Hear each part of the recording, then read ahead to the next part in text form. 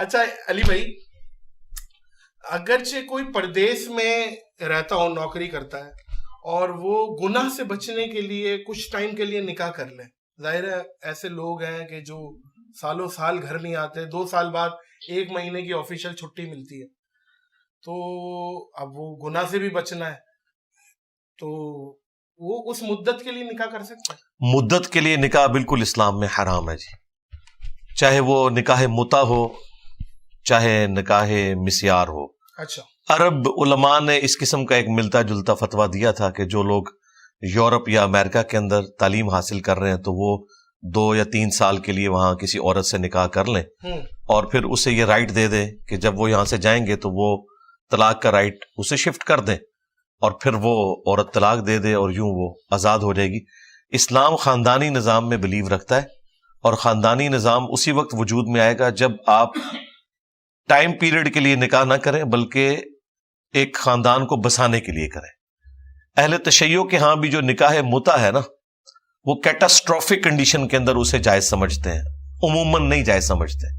اور پھر لاجیکلی بھی آپ دیکھیں، اگر یہ نکاح متع کی یا نکاح مسیار کی یہ والی فارم اس کی اجازت دے دی جائے تو معاشرے میں تو انارکی پھیل جائے گی، پھر تو سب ایک دوسرے کے ساتھ دوستیاں گانٹیں گے کہ جی 1 مہینے کے لیے میں اس کے ساتھ نکاح کر لوں، 1 مہینے کے لیے اس کے ساتھ کر لوں، دنیا میں تو اور پھر کام ہی کوئی نہیں ہوگا، خاندانی نظام کدھر چلا جائے گا، یہ سوچنے کی ضرورت ہے۔ البتہ نکاح مسیار کی ایک شکل جائز ہے جس کو سپورٹیو سورۃ النساء میں آیات بھی موجود ہیں کہ اگر کوئی عورت یہ کرے کہ وہ کسی خامند کے ساتھ شادی کرے پلس وہ اپنا حق اسے معاف کر دے، صرف اس لیے کہ وہ اپنے نام کے ساتھ ایک خامند کا نام لگانا چاہتی ہے، جس طرح کہ سعودی عرب میں ایون 60 سال کی کوئی عورت بھی بیوہ ہو جائے تو اس کے رشتے آنا شروع ہو جاتے ہیں، اس کی بھی خواہش ہوتی ہے کہ میرے ساتھ کسی مرد کا نام لگے تاکہ ایک عزت کی زندگی گزرے، وہاں کے کلچر میں یہ چیز شامل ہے۔ پھر وہ یہ کہتے ہیں کہ ہمیں اپنے مرد کی حاجت تو نہیں ہے ازدواجی زندگی کے پوائنٹ آف ویو سے، لیکن ایک ٹائٹل مل جائے، ہم کسی کے نام کے ساتھ منسوب رہیں مرتے دم تک، لیکن وہ بھی یہ نہیں ہوتا کہ ٹائم پیریڈ کے لیے فار ایور ہی وہ نکاح کرتے ہیں۔ اچھا ٹھیک ہو گیا۔ اگر باپ کو غلطی سے کسی نے قتل کر دیا، اب آپ بولیں گے یہ کیسے ہو گیا بھائی غلطی؟ ہاں جی، ایسا واقعہ مجھ تک پہنچا کہ گن سے کھیل رہے ہیں اور بیٹے سے چل گئی، باپ جانے پانی سے کوچ کر گئے، اس پہ بچے پہ کیا حکم لگے گا؟ ایک چیز۔ دوسرا، اگر باپ کو باقاعدہ پلاننگ سے قتل کیا ہے تو جائیداد میں حصہ ہے، کیونکہ اولاد تو بہرحال وہ ہے، تو باپ کی جائیداد کا حصے دار ہوگا یا وہ والی شریعت اٹھ جائے گی؟ جو دوسرے والا کوسچن ہے نا، یہ زیادہ امپورٹنٹ ہے کہ اگر کوئی شخص اپنے باپ کو قتل کر دیتا ہے، باپ کو قتل، ہاں جی، اس کے حوالے سے جامع ترمذی میں، سنن ابی داؤد میں حدیث ہے کہ قاتل اپنے مقتول کا وارث نہیں ہو سکتا، ایک جنرل حکم ہے، اٹھ گیا، ہاں جی اڑ گیا۔ اسی طریقے سے بخاری مسلم میں حدیث ہے کہ کافر کا وارث مسلمان نہیں ہو سکتا، مسلمان کا وارث کافر نہیں ہو سکتا، ٹھیک ہے۔ اگر کسی کی اولاد کافر ہو گئی ہے تو اب اسے اپنے ماں باپ سے کوئی حصہ نہیں ملے گا، اور وائس ورثہ بھی ہے۔ اب رہا وہ معاملہ جو قتل خطا والا ہے کہ انٹینشنلی تو قتل نہیں کیا، غلطی سے ہو گیا، تو ظاہر ہے کہ وہ تو پھر اس کیٹیگری میں فال نہیں کرے گا، وہ شخص توبہ کرے، جی کفارہ ادا کرے گا جو سورۃ النساء کے اندر آیا، یا تو ایک غلام کو آزاد کرے گا جو آج کل آبسلیٹ ہو چکا ہے، یا پھر وہ 60 روزے رکھے گا مسلسل، یا 60 مساکین کو کھانا کھلائے گا۔ یہ والا جو اللہ کا حق ہے اس اعتبار سے وہ اس نے دینا ہے، تو پھر اس کی معافی ہو جائے گی، اور اس کیس میں اس کے اوپر وہ قصاص والا معاملہ نہیں ہوگا، قتل کے بدلے قتل۔ اچھا، البتہ دیت والا معاملہ پھر بھی ہوگا، ہاں دیت یعنی 100 اونٹ، سنن ابی داؤد میں ہے، ہاں جی 100 اونٹ دینے ہوں گے اس کو۔ لیکن اب یہاں پہ چونکہ وہ خود ہی وارث ہے، یہاں تو کوئی اس اعتبار سے معاملہ بن سکتا ہے کیونکہ وہ ولی خود ہے۔ علی بھائی 100 اونٹ آج کے دور میں 3 کروڑ روپے، جی ایوریج اونٹ 3 لاکھ روپے کا، جی۔ البتہ اس میں قرآن نے اجازت دی ہے کہ اگر کوئی شخص آپس میں کچھ طے کرنا چاہتا ہے تو معروف طریقے سے اسے ایڈجسٹ بھی کر سکتا ہے، لیکن یہ باپ بیٹے کی قتل خطا کے اس معاملے میں نہیں ہے۔ عموماً جو قتل خطا ہو جاتا ہے، جیسے ایکسیڈنٹ میں کوئی گاڑی کے نیچے آ گیا یا کسی سے ہوائی فائر کر رہا تھا دوسری جگہ جا کے لگ گئی، ہاں وہ والا معاملہ الگ، لیکن وہ بلڈ منی جسے دیت کہتے ہیں وہ تو بہرحال دینی ہوگی۔ باقی چونکہ ولی وہ خود ہی بیٹا ہے اس کا معاملہ الگ ہے، اس میں صرف وہ توبہ کر لے اور باقی جو اللہ تعالیٰ کا حق ہے وہ دے لے تو وہ کافی ہے. صحیح. اگر بچپن میں ختنے نہیں ہو سکی، بہت سارے ریزنز ہو سکتے ہیں، بہت ساری گاؤں دیہات میں لاپرواہیاں بھی ہوتی ہیں، ہم نے دیکھا ہے بڑی بڑی عمر کے ہو جاتے ہیں بالغ بچے، پھر ختنے کرا رہے ہوتے ہیں، نہیں ہو پائی، اور وہ اب ظاہر ہے اس کا ایک پروسیس ہے بڑا تکلیف دہ، تو وہ بول رہا ہے کہ یار میں ختنے نہیں کرا رہا، تو اس پہ باقی نمازیں ومازیں ساری چیزیں قبول ہو. ظاہر ہے کہ جس طرح باقی شرعی احکام ہے اسی طرح ایک یہ حکم ہے، اس سے باقی چیزیں تو ڈسٹرب نہیں ہوتی. نہیں وہ والا معاملہ نہیں ہے، سنت ہے. نہیں فرض نہیں ہے، سنت ہے. اچھا. جس طرح باقی کئی ایک سنت ہے، یہ صرف ختنہ نہیں ہے. بخاری مسلم میں حدیث ہے کہ 5 چیزیں فطرت سے ہیں، ان میں ختنہ کروانا، اسی طریقے سے دوسری چیز ناخنوں کا کاٹنا، تیسری چیز بغلوں کے بال، چوتھی چیز جو ہے وہ زیر ناف بال، اور 5ویں چیز مونچھوں کو پست کرنا. اور اس میں بھی صحیح مسلم میں ہے کہ 40 دن کی مدت نبی صلی اللہ علیہ وآلہ وسلم نے بیان کی ہے، 40 دن کے اندر ایک دفعہ یہ کام آپ نے کرنا ہے. اب ختنے والا معاملہ تو ظاہر ہے بچپن میں ہونا ہے، اگر کسی کے ختنے نہیں ہوئے تو وہ پھر بھی مسلمان ہے. ہمارے تو پنجاب کے معاشرے میں بولا جاتا ہے مسلمانی بیٹھنا، وہ کہتے ہیں ختنے نہیں ہوئے تو مسلمان نہیں. تو ان کے لیے عرض ہے کہ صحیح بخاری میں ہے کہ سیدنا ابراہیم علیہ السلام کی عمر 80+ تھی، 80 سال سے زیادہ تھی جب انہوں نے اپنے ختنے خود کیے تھے تیشے کے ذریعے. اس وقت پہلی دفعہ حکم آیا تھا ختنوں کا، لہذا بڑی عمر کا آدمی بھی ختنے کروا سکتا ہے. جی پہلی دفعہ. ہاں یہ دیکھیں یہ نشانی ہے ابراہیمی ادیان کی. کرسچنز کے ہاں بھی ہے، جوز کے ہاں بھی ہے، ایون آج بھی امریکہ میں وہ لڑکوں کے ختنے ساتھ ہی کر دیتے ہیں. اگر آپ کہیں گے نا کہ نہیں کرنے، پھر عموماً وہ ختنے ساتھ ہی کر دیتے ہیں. اگر کسی کے ختنے نہیں ہوئے وہ مسلمان ہی ہے. ختنہ کرنے سے بڑی سنت داڑھی بڑھانا ہے مرد کے لیے، وہ تو کسی نے سوال نہیں پوچھا. جی اس سے بڑی بات نماز پڑھنا ہے. نماز نہ پڑھنے والا تو پاکستان کے شناختی کارڈ میں مسلمان ہے، اور خطرے نہ کروانے والے کے بارے میں پتہ نہیں کیا بات کرتے ہیں. اسی طریقے سے مشہور ہے کہ جس کی شادی نہیں ہوئی تو اس کا جنازہ نہیں ہوگا. یہ بھی ساری متس ہیں، ان کا اسلام سے کوئی تعلق نہیں ہے، لیکن کروانے چاہیے، بہتر ہے. اور آج کل کے اس ماڈرن دور میں جب اینستھیزیا والا معاملہ اویلیبل ہے تو میرا خیال ہے کوئی تکلیف دہ کام نہیں ہے، بڑی آسانی سے ایسا ہو جاتا ہے. بالکل آپ کو سن کر کے پروسیس کیا جا سکتا ہے. جی صحیح ہے. کیا شوہر کے انتقال کے بعد بیوی سسرال میں رہ سکتی ہے؟ کیونکہ ایسے ایسے بھی معاملات ہیں کہ بھئی بہو کی ساس سے بن رہی ہے، سسر سے بھی بن رہی ہے، اور اتنی اچھی بانڈنگ ہو گئی ہے کہ وہ انتقال ہوا شوہر کا، وہ بول رہی ہے یار میرا تو گھر یہی ہے. تو ایسے معاملے میں سسرال میں رہنا، جی سسرال میں رہے، کوئی مسئلہ نہیں ہے. ضروری تو نہیں کہ اس نے اپنے میکے جانا ہے. این ممکن ہے اس کے ماں باپ فوت ہو چکے ہیں، اس کے بھائیوں سے رکھنے کے لیے تیار نہیں ہے، تو وہاں پہ رہے. پھر ایک اور بانڈ بھی بن جاتا ہے اولاد والا. بیسیکلی شوہر کی وفات کے بعد اگر اس کی اولاد ہے تو وہ تو اپنے بچوں کے پاس رہ رہی ہے نا، تو وہیں پہ رہے. لیکن اس میں ایک بات یہ بتائیے گا کہ محرم رشتے ہو جاتے ہیں، کیونکہ شوہر کا باپ بھی محرم ہو جاتا ہے، ہمیشہ کے لیے ہو جاتا ہے. وہ ہمیشہ کے لیے جی ہمیشہ کے لیے تو چلا گیا. بے شک چلا گیا. قرآن میں اللہ تعالیٰ نے سورۃ النساء کی آیت نمبر 23 میں محرمات ابدیہ بتائے، جو ہمیشہ کے لیے محرم رشتے ہیں. ان میں یہ والا رشتہ بھی آیا کہ جو تمہارے بیٹوں کی بیوی ہیں وہ بھی ہمیشہ کے لیے تم پہ حرام ہو گئی ہیں، ہمیشہ کے لیے، خواہ بیٹے فوت ہو جائیں جو مرضی. اس سے بھی بڑھ کر جو باپ کی بیوی ہیں، ایک تو وہ بیوی ہے نا جو آپ کی ماں ہے، اس کے علاوہ بھی باپ نے جن جن عورتوں کے ساتھ صحبت کی ہے میاں بیوی کے رشتے میں، وہ ہمیشہ کے لیے اس مرد کی اولاد پہ حرام ہو جائے گی. ٹھیک ہے. اگر بیماری کے لیے اگر کوئی بیمار ہے علی بھائی اور وہ کھڑے ہو کر پیشاب کر رہا ہے، ظاہر چھیٹے بھی ہیں، اسے پتہ ہے ناپاکی کے معاملات ہیں، تو بیماری کے معاملات میں یہ چیز کیا جائز ہو جائے گی؟ کھڑے ہو کر پیشاب کرنے سے بسا اوقات تو چھینٹے کم پڑتے ہیں.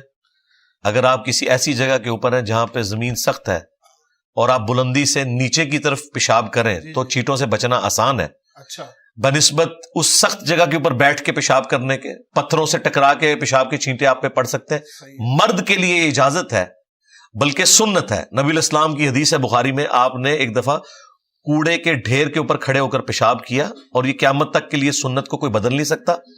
امام ترمذی نے جامعہ ترمذی میں پہلے یہ حدیث لی ہے کہ سیدہ عائشہ سلام اللہ علیہا کہتی ہیں کہ جو شخص یہ کہے کہ نبی الاسلام کھڑے ہو کر پیشاب کرتے تھے، ان کی کبھی تصدیق نہ کرنا.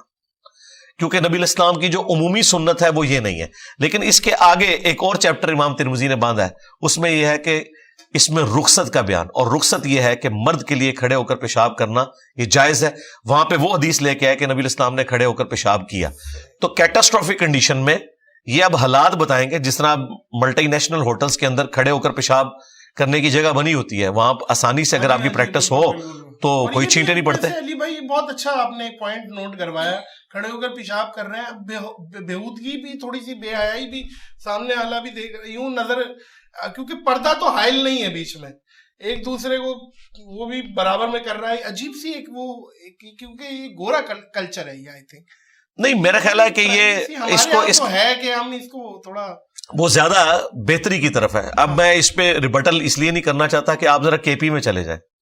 کے پی میں تو جو ٹوائلٹس ہیں نا ان کے دروازے ہی کوئی نہیں ہے وہاں, تو اسی طریقے, اور سب سے زیادہ مذہبی لوگ تبلیغی جماعت کے وہاں بیٹھے ہوئے, اندر سے آوازیں لگا رہے نہیں آواز کی ضرورت ہی نہیں ہے, وہ دروازہ ہوتا ہی نہیں ہے, وہ دیکھ رہے ہوتے ہیں بندہ بیٹھا ہوا ہے, نہیں کر رہے جی چلے جائیں آپ کے پی میں. اسی طریقے سے وہاں پہ ٹوائلٹس, بڑا پیشاب کرنے کے ٹوائلٹس اویلیبل نہیں ہے, چھوٹے پیشاب کے ہیں, اور وہ انہوں نے دروازے اوپن رکھے ہوئے. وہ بڑا پیشاب کے لیے وہ پھر کہتے ہیں گھر سے ہی آپ کہیں جائیں, پہاڑ میں جا کے بیٹھے, ادھر نہ آپ بیٹھے.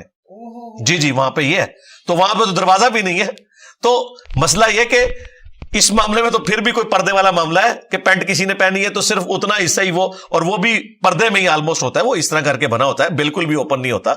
تو اس کے پی کے جو ٹوائلٹس ہیں نا جی تبلیغی جماعت کے, دیوبندیوں کے, اس سے وہ بہتر ہیں جو ملٹی نیشنل کے ہیں. بڑی بات جو آپ کے جا کے دیکھ لیں پشاور میں اور باقی جگہوں پہ, بڑی بات ہے. بلکہ انڈیا میں بھی یہ بڑا مسئلہ ہے ٹوائلٹ کا.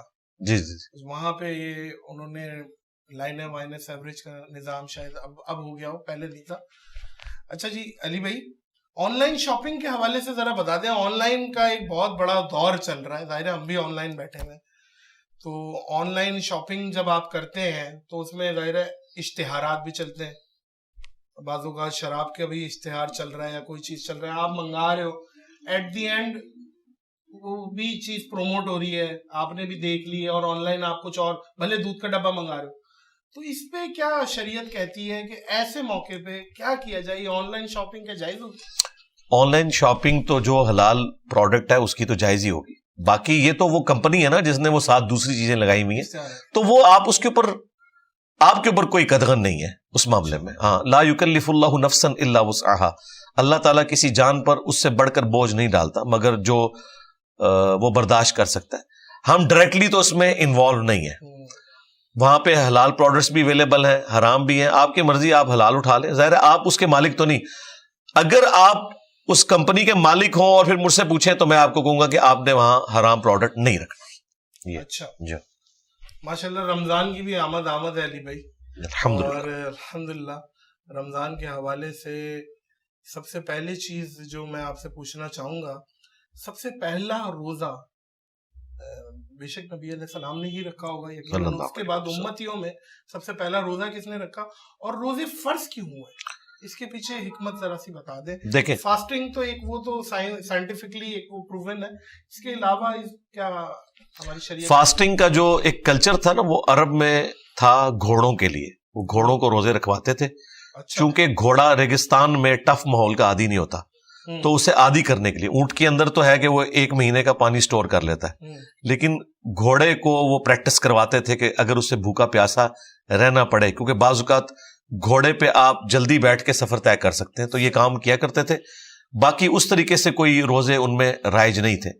2 ہجری وہ پہلا سال تھا ہجرت کا جس میں رمضان شریف کے روزے فرض ہوئے. اس سے پہلے بخاری مسلم میں آتا ہے کہ مسلمانوں پہ ایک روزہ فرض تھا, وہ عاشورہ کا روزہ تھا, 10 محرم کا. یہ فرض تھا, اور آلموسٹ کوئی 2 سے 3 درجن احادیث موجود ہیں بخاری مسلم میں عاشورہ کے روزے کے اوپر.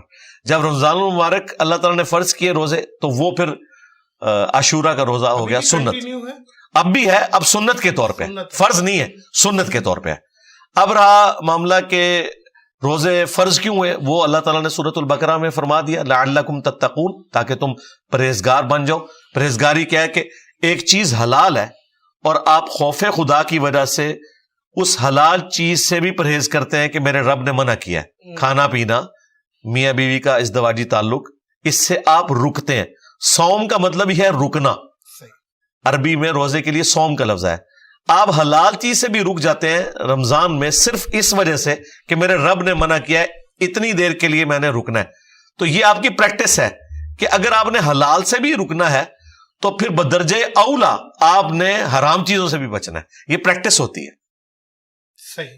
اور جان بوجھ کر روزہ چھوڑنا, اس کا کفارہ کیا ہوگا؟ بعد میں ریئلائز ہو گیا چلے, لیکن چھوڑا جان بوجھ کر ہے, سستی میں اور کسی بھی وجہ سے. یار میں اصل میں رکھ نہیں پاتا یار, آپ کو پتا تو ہے میرا بلڈ پریشر لو ہو جاتا ہے, کچھ کھاؤں نہیں. اس طریقے کے بڑی معذرت کے ساتھ لوگ دیتے ہیں لیم ایکسکیوزز, اور خاص طور پہ گٹکے ماوے والے, کیونکہ نشہ ٹوٹتا ہے نا سگریٹ والے, تو وہ اس چیز پہ پیچھے کیمرہ مین بھی مسکرا رہا ہے.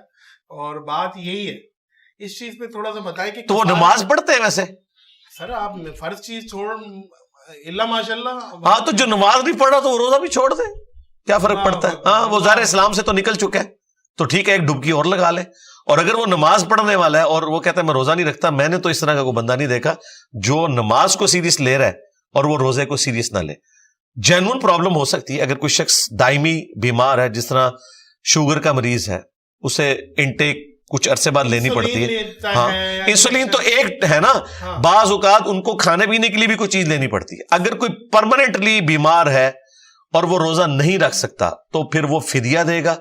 سورۃ البقرہ میں آئے ایک مسکین کو آپ نے ایک وقت کا کھانا کھلانا ہے تو ایک روزے کا فدیہ ادا ہو جائے گا جو آپ نارمل خود کھاتے ہیں. صحیح بخاری میں آتا ہے انس ابن مالک جب بوڑھے ہو گئے, 100+ ان کی ایج ہو گئی تھی, تو وہ روزے نہیں رکھ سکتے تھے. بڑھاپا بھی ایک بیماری کی وہ فارم ہے جس میں انسان کمزور ہو جاتا ہے, تو وہ مساکین کو اپنے گھر بلا کر گوشت کے ساتھ کھانا کھلایا کرتے تھے. ہاں یہ بات ہے, پرائورٹی کی بات ہے. یہ نہیں ہے کہ آپ خود گوشت کھاتے ہیں اور جب فدیہ دینے کی باری آئے تو آپ کوئی دال سبزی کے ریٹ کے اوپر وہ فدیہ نکال رہے ہو. ایک وقت کا کھانا کھلا دیں تو وہ آپ کا ادا ہو جائے گا. رہا ماضی میں اگر کسی نے روزے چھوڑے, اب وہ توبہ کر رہا ہے اور وہ نیت کرتا ہے میں مستقبل میں روزے چلاؤں گا, تو جو روزے گزر چکے ان کی طرف سے صرف فدیہ ادا کر دے, توبہ کر لے, کافی ہے. کیونکہ اگر ہم اس تردد میں اسے ڈالتے ہیں کہ تم سارے روزوں کی قضا کرو, ہو سکتا ہے وہ اتنا متنفر ہو کہ وہ پھر آندہ رکھنے سے بھی بھاگ جائے, تو وہ رکھنے کی ضرورت نہیں ہے, فدیہ ادا کر دے. ہاں وہ قضائے عمری والا سلسلہ شروع ہو جائے گا.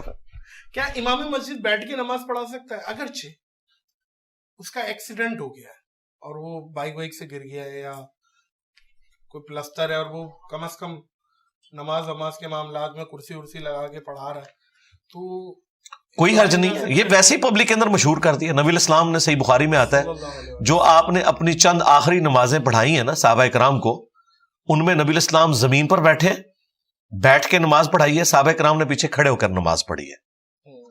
بلکہ ایک حدیث بخاری مسلم میں ملتی ہے کہ نبی الاسلام نے بیٹھ کے نماز پڑھی, پیچھے والوں نے کھڑے ہو کر پڑھی, آپ نے سلام پھیر کر کہا کہ امام کی اقتدا کرو, تم بھی بیٹھ کے ہی نماز پڑھتے.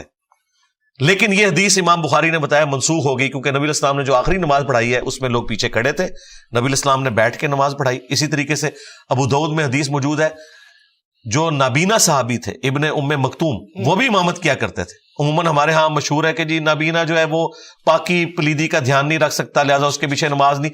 بھائی اگر وہ پاکی پلیدی کا دھیان نہیں رکھ سکتا پھر تو اس کی اپنی نماز بھی نہیں ہوگی, اتنا دھیان تو وہ رکھ سکتا ہے. تو نابینا بھی امامت کروا سکتا ہے, معذور شخص بھی امامت کروا سکتا ہے. امامت کے لیے جو صحیح مسلم میں 4 شرائط آئی ہیں ان میں سب سے پہلے قرآن کا علم ہے, اس کے بعد اگر قرآن میں برابر ہے تو سنت میں برابر ہے, تو پھر جس نے ہجرت پہلے کیا یعنی دین میں جو سینئر ہے, اگر اس میں بھی برابر ہے تو پھر جو عمر میں سینئر ہے وہ امامت کروائے گا. اس میں یہ معذوری یہ سارے معاملات نہیں آتے, یہ خود بخود لوگوں نے اٹیچ کر دیے. ہمارے نزدیک تو ایون داڑھی بھی شرط نہیں ہے امامت کی, قرآن آنا شرط ہے. قرآن آنا ہاں عربیوں میں دیکھ لیں, وہاں تو کبھی انہوں نے کسی کی داڑھی نہیں ناپی ہے. وہ تو آپ نے بھی سفر کیا ہوگا, کتنی جماعتیں ہو رہی ہوتی ہیں مسجد میں, مسافر جب آتے ہیں وہ یہ دیکھتے ہی نہیں کہ آگے امام کون کھڑا, پیچھے آ کے نماز شروع کر دیتے ہیں. بلکہ یہاں پہ ہم اجمیوں کو وہ آگے کر دیتے ہیں, وہ کوئی اور محسوس نہیں کرتے. وہ تو اچھی بات, ہاں وہ تو اچھی بات ہے, وہ تو بہت کچھ ہو. لیکن میں اس میں یہ کہتا ہوں, مجھے یہ بتائیے کہ کیا داڑھی نہ ہونا یا داڑھی چھوٹی ہونا بڑا جرم ہے یا جھوٹ بولنا بڑا جرم؟ ہاں علی بھائی, لیکن وہ ایک عجیب سی, میں اپنا بتا رہا ہوں کہ جو داڑھی نہیں ہوتی اور اس چیز کو تھوڑا ہلکا لیتا ہے, اس کی کوئی بات قبول, میں آپ کے ساتھ ہوں, ظاہر دعوت و تبلیغ کا کام وہ کرے, لیکن پھر میں آپ کو بتاؤں یہ پھر اس کا اینڈ کوئی نہیں ہوگا. آپ دیکھیں اہل حدیث کی داڑھی ناف سے نیچے جاری ہوتی ہے لیکن ننگے سر ہوتے ہیں. وہاں بریلوی دیوبندی کہتے ہیں یار امامت کروا رہا ہے ٹوپی تو رکھے. یہ ریکوائرمنٹ بھی بڑھتی چلی جاتی ہیں. ہم اس وقت ان پرنسپل فتوے پہ بات کر رہے ہیں, قانون پہ بات کر رہے ہیں, تقوی پہ بات نہیں کر رہے. میں بھی اس حق میں ہوں کہ داڑھی نہ صرف ہونی چاہیے, مٹھی داڑھی ہو, پگڑی باندھے. جو بھی دعوت و تبلیغ کا کام کر رہا ہے ایٹ لیسٹ کسی کو تو ایک رول ماڈل کے طور پر اس پلیٹ فارم کو ایک آرتھوڈاکس طریقے سے, بھلے اسے لوگ کہہ رہے ہیں, لے کے چلنا چاہیے. کیونکہ ہمارے سب کانٹیننٹ کے معاشرے میں اگر آپ کا گیٹ اپ اسلامی نہیں ہے نا, آپ بھلے جتنی مرضی اسلامی باتیں کریں لوگ نہیں سنتے. غامدی صاحب کی ایک عام پبلک میں ناکامی کی وجہ یہی ہے کہ ان کا وہ گیٹ اپ وہ والا نہیں ہے. ادروائز انتہائی انٹلیکچوئل.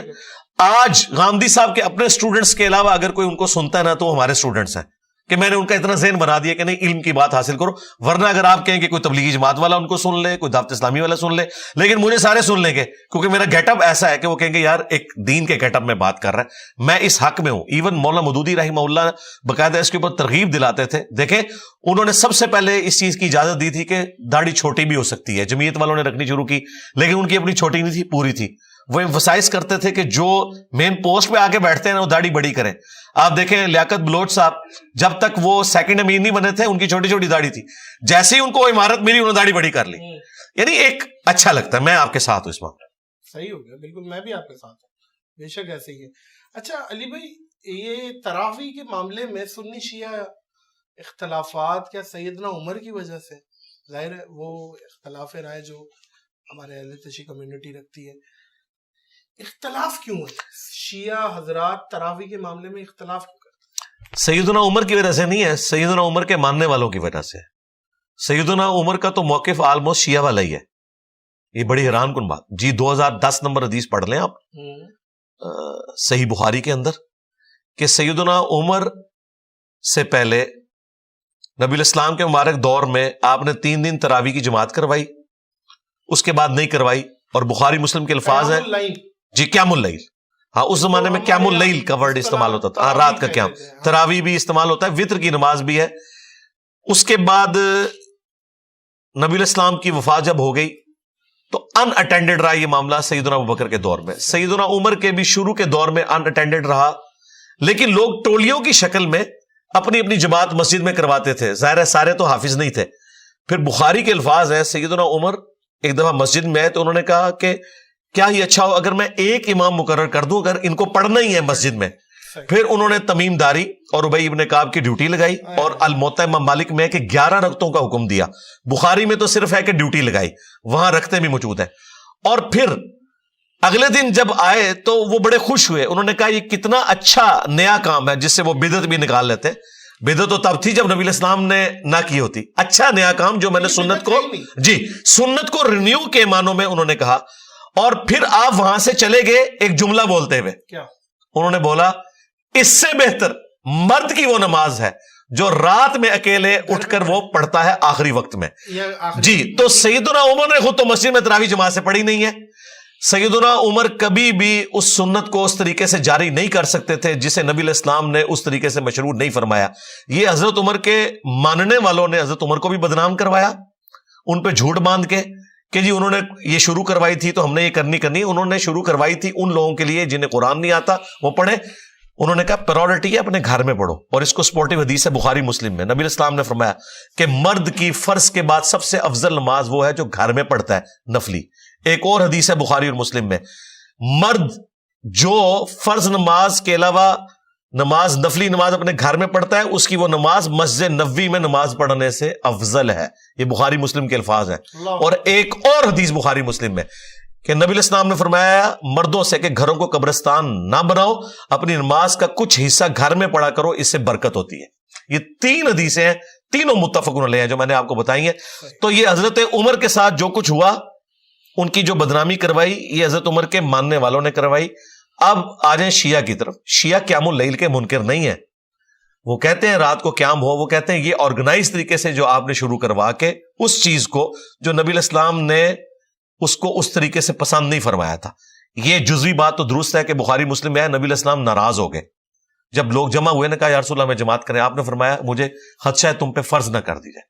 حضرت عمر کا موقف یہ تھا کہ نبی علیہ السلام جب دنیا سے چلے گئے تو اب فرض ہونے کا خدشہ تو ختم ہو گیا. آپ کی پسند تھی, حضرت عمر کی سوچ اپنی جگہ درست تھی شیعہ نے جو اس کا ایک جز پکڑا ہوا ہے وہ بھی اپنی جگہ درست ہے. اس میں یہ غلوف نہ کریں کہ جو جماعت سے کروا رہے ہیں کوئی بدعت کر رہے ہیں. جو کام میرے نبی نے 3 دن میں کیا وہ بدعت نہیں ہے.